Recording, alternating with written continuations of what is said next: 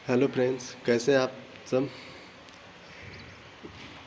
इस प्रोजेक्ट में आप सभी को पैनल कितने प्रकार के होते हैं, कृपया एंड तक बने रहे आप। अगर इनमें से किसी के भी बारे में आपको डिटेल में वीडियो चाहिए तो आप हमें नीचे कमेंट में बता सकते हैं। तो जो हमारा इलेक्ट्रिकल सिस्टम होता है वहाँ पे मेनली हम दो तरह के पैनल इस्तेमाल करते हैं, जो कि एचटी पैनल और एलटी पैनल होते हैं। एचटी पैनल की बात की जाए तो इसे हाई टेंशन पैनल बोला जाता है, जो कि 11,000 kVA, 33,000 kVA, 66,000 kVA आदि जो हमारी इलेक्ट्रिकल सप्लाई होती है उस पे काम करते हैं। यानी कि जो हमारे एचटी पैनल होते हैं उनमें जो हमें इलेक्ट्रिकल सप्लाई मिलती है वो 11 kVA या फिर इससे ज्यादा की मिलती है। जो हमारे पावर ट्रांसफार्मर होते हैं उनसे आउटपुट निकलने के बाद इलेक्ट्रिकल सप्लाई सीधा हमारे एचटी पैनल पे आती है और उसके बाद फिर जो ट्रांसफार्मर होते हैं वहाँ पे जाती है। एचटी पैनल के बाद आता है एलटी पैनल। अब एलटी पैनल का मतलब होता है लो टेंशन पैनल, यानी कि जो ये पैनल होते हैं वो लो वोल्टेज के ऊपर काम करते हैं। जो हमारी इलेक्ट्रिकल पावर होती है वो एचटी पैनल से ट्रांसफार्मर में आती है और जब ट्रांसफार्मर उसको स्टेप डाउन करता है तो ये स्टेप डाउन होने के बाद जो हमारे एलटी पैनल होते हैं वहाँ पे आती है और फिर हम वहाँ से इसका डिस्ट्रीब्यूशन करते हैं। अब एलटी पैनल अलग अलग टाइप के होते हैं, जैसे कि पीसीसी यानी power control cubicle panel, MCC यानी motor control cubicle panel, APFC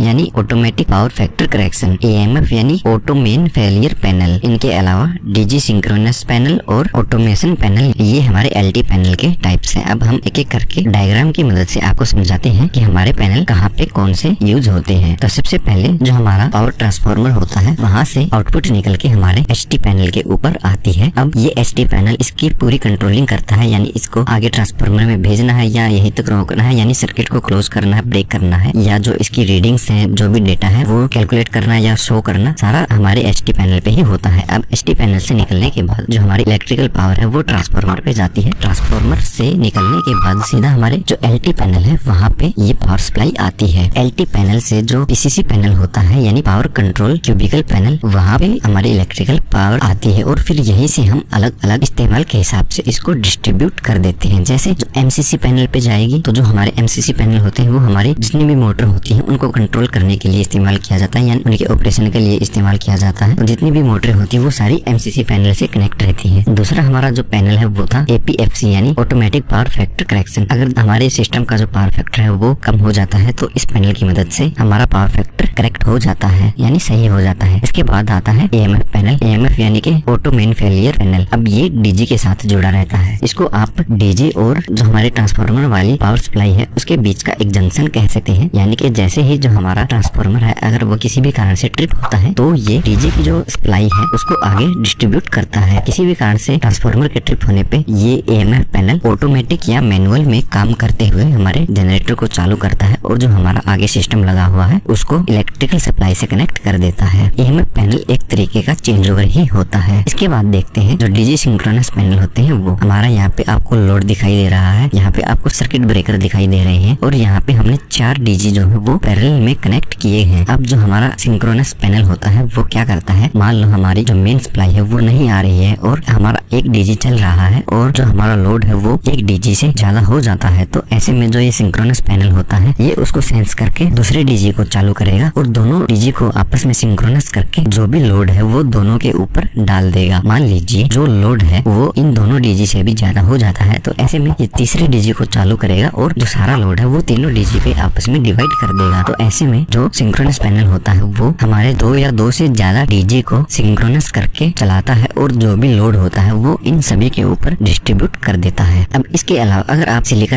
आप सभी को एंड तक वीडियो देखने के लिए दिल से धन्यवाद। वीडियो कैसा लगा आप सभी को कमेंट बॉक्स में ज़रूर बताइए।